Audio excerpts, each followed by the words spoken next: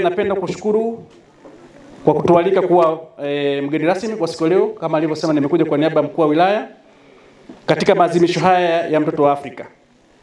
Lakini pia niwapongeze nyote kwa mwitikio mnaoonyesha. Mmejitahidi. Lakini tuna kila sababu ya kuendelea kutangaza siku hii ili tuone watu wengi zaidi wanajitokeza kwa wingi kwenye shughuli kama hii, kwenye tukio hili la maadhimisho siku ya mtoto wa Afrika. Lakini vile vile, ndugu wananchi na watoto kwa ujumla, nina imani kwamba kwa sasa hakuna mtu asiyejua kuwa mtoto ni hazina kubwa ya taifa. Na hata wenzangu pia wamezungumza kuhusu hili. Na hata baadaye, hivyo kwa umoja wetu tunapaswa kuhakikisha usalama wa mtoto. Usalama huu unalindwa hasa katika nyakati hizi ambazo jamii inawafanya watoto ukatili, kama kauli mbiu ya mwaka huu 2025 ambao inaelezea kuwa haki za mtoto tulipotoka, tulipo na tuendapo. Kwa msingi huu, serikali yetu kwa kushirikiana na wadau wa maendeleo imetambua umuhimu wa kulinda haki za mtoto kwa kuwapa kipaumbele watoto wetu, na ndio maana halmashauri kupitia idara ya maendeleo ya jamii na idara ya afya kupitia kitengo cha ustawi wa jamii inaendelea kuhakikisha masuala yote yanayohusu usalama wa mtoto yanapewa kipaumbele ili kulinda haki za mtoto na kufikia malengo yaliyokusudiwa. Kabla sitaki kuchukua muda mrefu kuwachosha, lakini kuna mambo muhimu ambayo ningependa kusisitiza kama serikali, ambao kila mtu akitoka hapa atoke na message hii.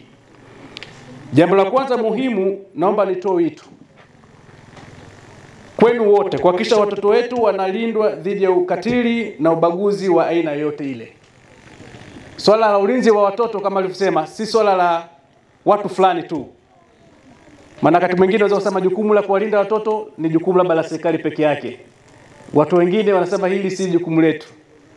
Lakini jukumu la viongozi wa dini peke yake. Lakini jukumu la kuwalinda watoto ni jukumu la watu wote. Jamii yote kwa ujumla. Natambua kwamba kuna kamati za ulinzi za watoto katika ngazi ya kata na vijiji, na kamati hizi najua zimeundwa. Lakini ni vyema kamati hizi zikafanya kazi ipasavyo, kwa sababu zimeundwa ili kudhibiti matukio ya ukatili katika maeneo husika. Kwa hiyo kamati hizi zikifanya kazi inavyotakiwa, ninaamini kwa namna moja au nyingine zitasaidia. Kwa sababu sisi tuko huko kwenye level ya wilaya, sio? Lakini kule kwenye maeneo ya kata na vijiji lazima hawa watu pia wafanye kazi inavyotakiwa, watusaidie, kwa sababu matatizo yanaweza katokea kwenye ngazi hizo za vijiji au ngazi za kata.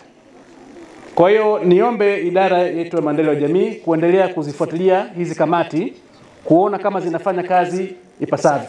Kwa sababu kuundwa kamati ni jambo moja, lakini kamati hizo zinafanya kazi. Unaweza kukuta ni kamati ziko hoi. Tuna vijiji 62, tuna kata 20. Kwa hiyo ni vizuri kufuatilia hizi kamati.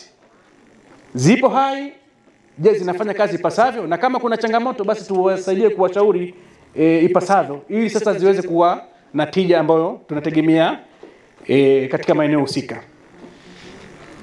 Lakini nimeambiwa bado matukio haya ya kikatili katika wilaya yetu yapo. Sio kwamba yameisha. Na kuna baadhi ya baadhi ya kata ambazo zinatajwa sana kuwa bado matukio haya yanaendelea kuonekana. Na nimebonyeza hapa kwamba hasa kata ya Monduli Juu inaonekana kama matukio haya ya kikatili kidogo, kata hii ina matukio mengi kidogo ukifananisha na kata nyingine. Kwa naomba nichukue nafasi hii kuomba sana watendaji wote, mtendaji wa kata Monduli Juu, lakini na vile vile afisa tarafa, maana Monduli Juu ni tarafa ya Kisongo, wafuatilie matukio haya kwa karibu ili kwa namna moja au nyingine tuhakikishe tunadhibiti matukio haya.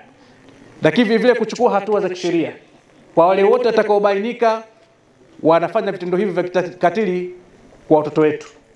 Tusikubali matukio kama haya yaweze kutokea. Kwa sababu watoto hawana namna kujitetea kwa umri wao.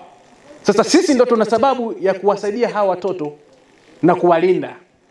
Lakini pia tunashukuru sana vijana wetu wa Manyara Sekondari. Kwa kweli mmetoa elimu nzuri. Kuna jambo tumejifunza. Nafikiri hata wenzangu mtakubaliana na mimi kwamba kwa kweli elimu ile ilikuwa ni elimu kubwa.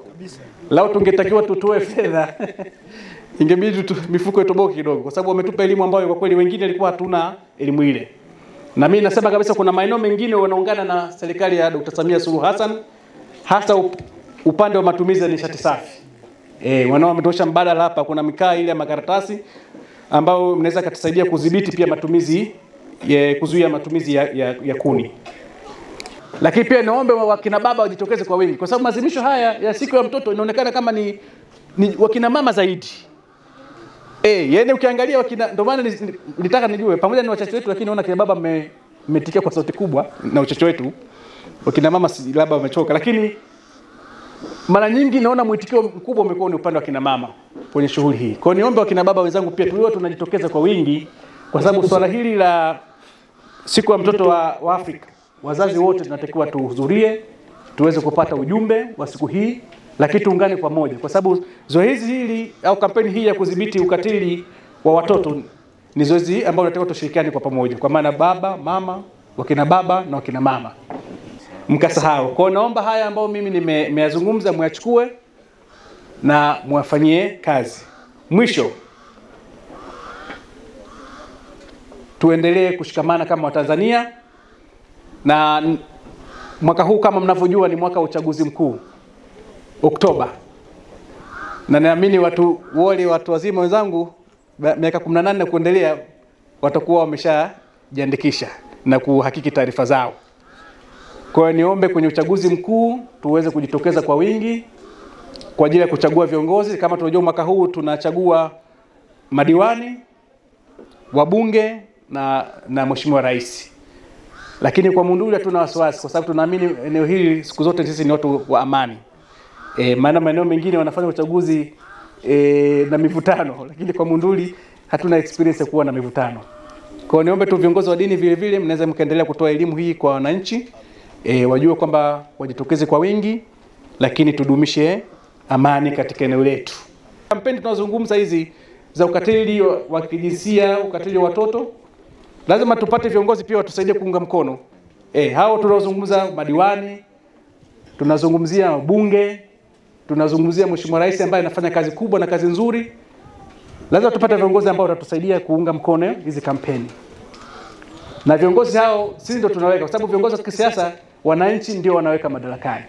Sasa mnawekaje madarakani? Maana tunaweka madarakani kwa kupiga kura. Kwa hiyo naamini kwa wilaya Monduli tutajitokeza kwa wingi na uchaguzi Mungu atatusaidia utapita kwa amani. Na sisi kama upande wa serikali na ofisi ya mkuu wa wilaya, sisi tuko katika ile kamati ya usalama, tutajitahidi kuhakikisha kwamba wananchi wanapiga kura kwa amani, kwa utulivu na usalama, na tunahakikisha kwamba hakutakuwa na changamoto yote ile ya usalama popote katika wilaya ya Monduli. Tutafanya kazi usiku na mchana kuhakikisha wananchi wanakuwa huru na wanapiga kura bila bugza ya aina yoyote. Na kama kuna mtu yote atajitokeza kutishia maana kuna wengine wanatabia kujaribu, basi mkono mkubwa au mkono mrefu wa sheria lazima utawadhibiti.